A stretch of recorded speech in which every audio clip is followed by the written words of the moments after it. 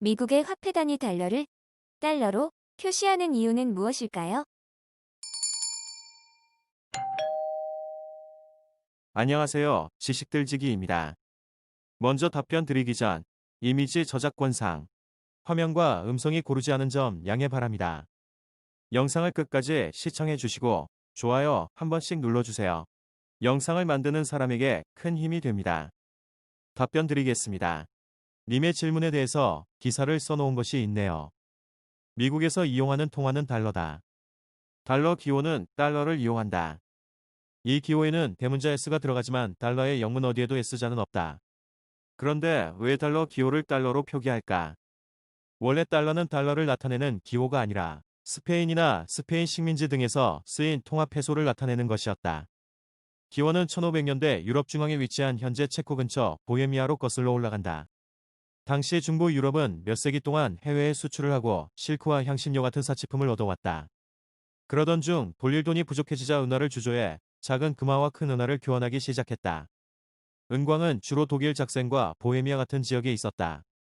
1519년 보헤미아에서 은화를 주조했는데 당시 새로 주조한 은화는 유럽에서 유통되던 통화 도량형으로 나눌 수 있게 은, 순도와 무게 등을 조정한 것이었다. 이 은화가 유통되기 시작하면서 단숨에 유럽 전역에서 쓰이게 됐고 다양한 지역에서 보헤미아 은화의 자체 버전을 만들었다. 이 보헤미아에서 만들어진 은화가 달러다. 미국에서 쓰이는 달러라는 명칭 역시 달러에서 유래한 이름이다. 하지만 풍부한 은을 바탕으로 은화를 만들어낸 중부, 유럽도 1530년경부터 자원 부족 현상을 보이기 시작했다.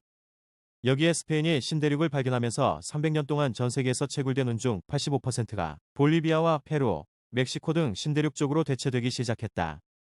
이런 흐름을 겪게 되면서 볼리비아와 독일 등에선 은화를 순도 높은 상태로 주조하는 게 어려워져 함유율이 조금씩 내려가게 됐다. 하지만 스페인은 신대륙에서 얻은 은을 대량 보유해 은 함유량을 낮출 필요가 없었다. 오랫동안 순도가 높은 은화를 주조할 수 있었다. 당시 스페인 통화는 페소 은화다. 순도가 높은 은화를 안정적으로 주조하던 덕에 페소, 은화를 점점 국제무역시장에서 쓰이는 통화로 달러를 대체하게 됐다. 결국 페소 은화는 서인도 제도에서 극동지방에 이르는 다양한 지역에서 쓰이게 됐다. 사용 범위는 전 세계에 걸쳐 광범위했다. 아르헨티나와 칠레, 콜롬비아, 쿠바, 도미니카 공화국, 멕시코, 필리핀, 우루과이 8개국에선 지금도 자국 통화를 페소라고 부른다. 과거 스페인 식민지였던 곳이어서 페소 은화를 사용했었기 때문이다.